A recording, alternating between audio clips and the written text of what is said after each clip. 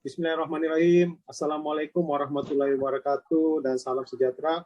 Yang dihormati Barisan Panel, Encik Ramzi, Encik Mas Darul, Encik Sudirman dan Encik Safar. Terima kasih kerana sudi hadir pada ruangan ini bagi membincangkan dan mengupas satu topik iaitu manfaat bekerja sambil belajar.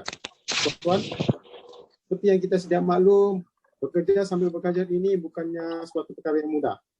Sama ada pelajar ataupun yang sedang bekerja.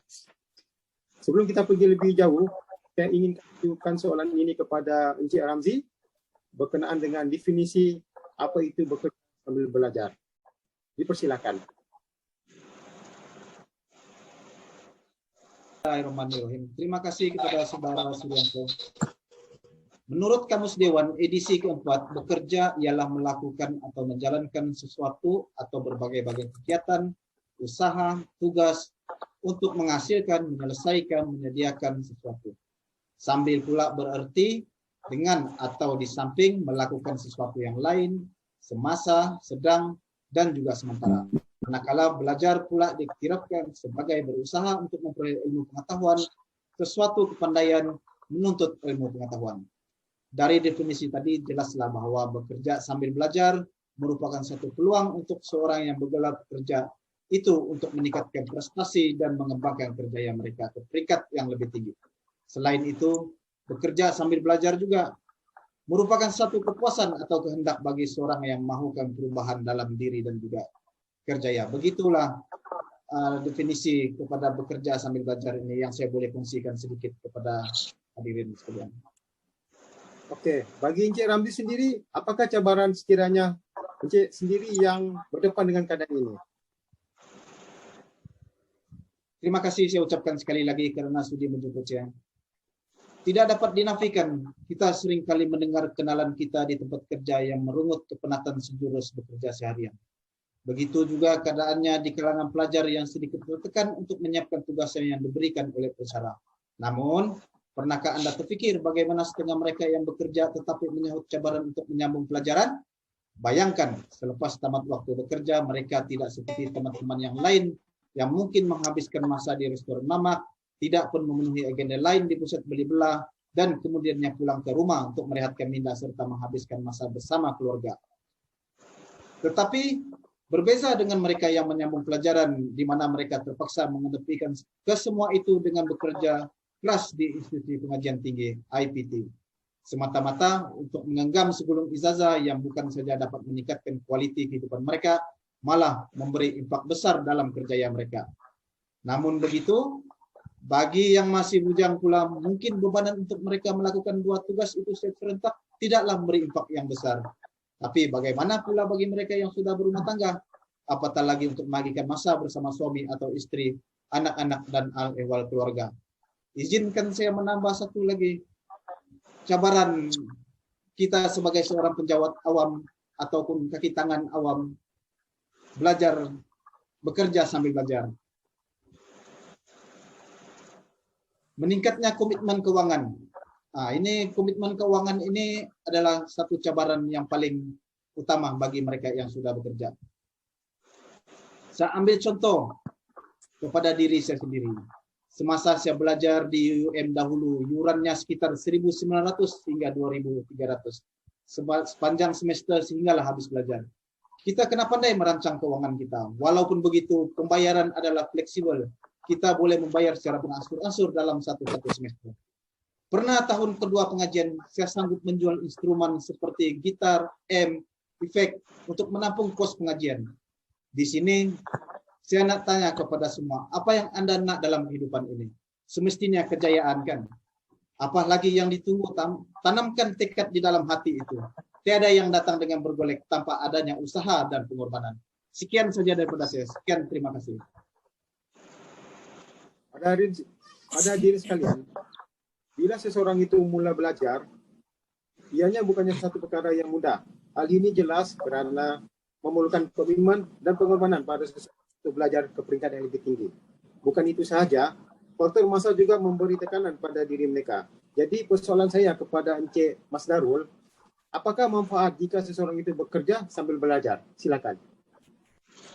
Terima kasih diucapkan kepada Cik Suranto bin Yusof kerana memberi saya peluang untuk memberikan pendapat. Hadirin sekalian, bekerja sambil belajar ini sememangnya memberikan banyak manfaat kepada kita. Antaranya, manfaat pertama yang kita boleh memulai ialah mengembangkan kerjaya kita.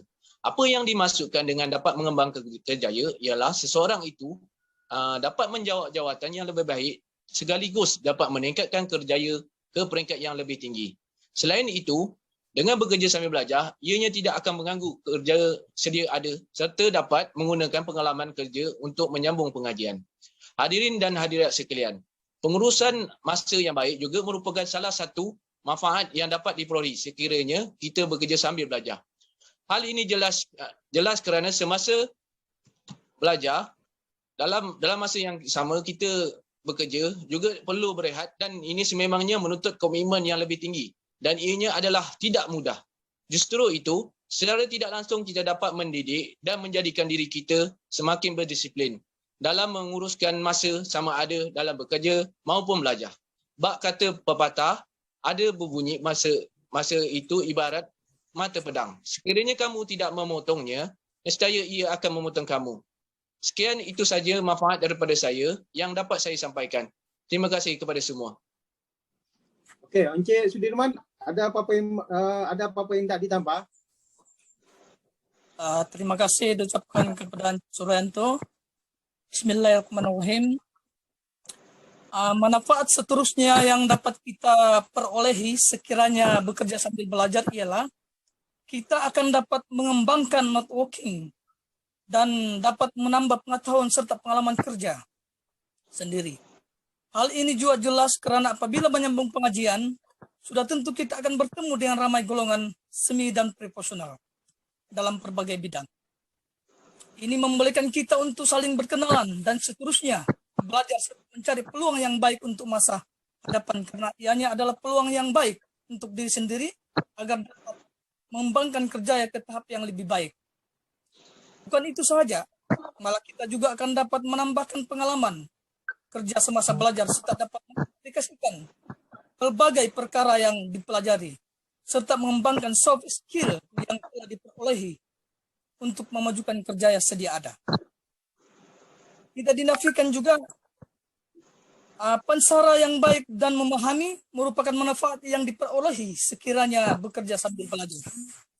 Ini karena kebanyakan pensara yang mengajar pelajar pengajian jarak jauh ini sangat memahami pelajar mereka di mana mereka akan memberi tugasan yang tidak membebankan karena mereka sangat memahami diri kita yang turut terbeban dan tugas hakiki kita sendiri.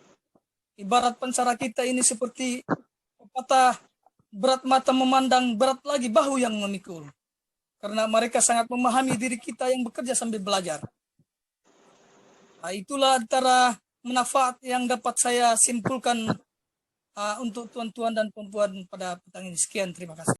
Okey, itu saja daripada manfaat kedua-dua kita punya panel dan seterusnya kita akan ke panel seterusnya iaitu Encik Safar. Encik Safar, ada apa-apa yang nak ditambah? Terima kasih kepada para panel serta para hadirin sekalian. Jadi jelaslah pada kita ilmu itu luas dan tidak terbatas pada usia, taraf ekonomi serta latar belakang. Semua orang berhak untuk mendapatkan ilmu jika ada kemauan dan bersedia untuk belajar. Bak kata pepatah, di mana ada kemahuan, di situ ada jalan.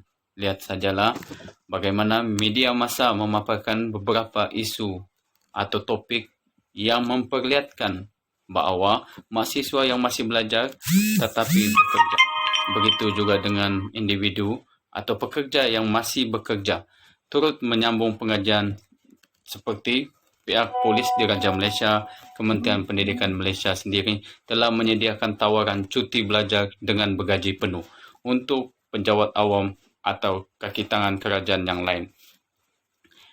Untuk menyambung pengajian ke peringkat yang lebih tinggi, pihak jabatan telah menyediakan beberapa kelebihan untuk memudahkan para penjawat awam yang sedang bekerja dengan memberi cuti khusus, iaitu cuti belajar, memberi kelonggaran dalam menghadiri kelas dan memberi peluang untuk pegawai-pegawai yang ingin menyambung pengajian ke peringkat lebih tinggi. Sekian, terima kasih. Hasil perbincangan kita hari ini, apa yang dapat saya simpulkan bahwa dalam alam pekerjaan, bekerja sambil belajar ini sememangnya memberi manfaat kepada kita, seperti mengembangkan networking dan dapat menambah pengetahuan serta pengalaman yang memerlukan komitmen dan disiplin yang tinggi. Dengan itu, saya akhiri perbincangan ini dengan lafaz wabillahi taufiq wal hidayah. Wassalamualaikum warahmatullahi wabarakatuh. Peace. Waalaikumsalam. Warahmatullahi wabarakatuh.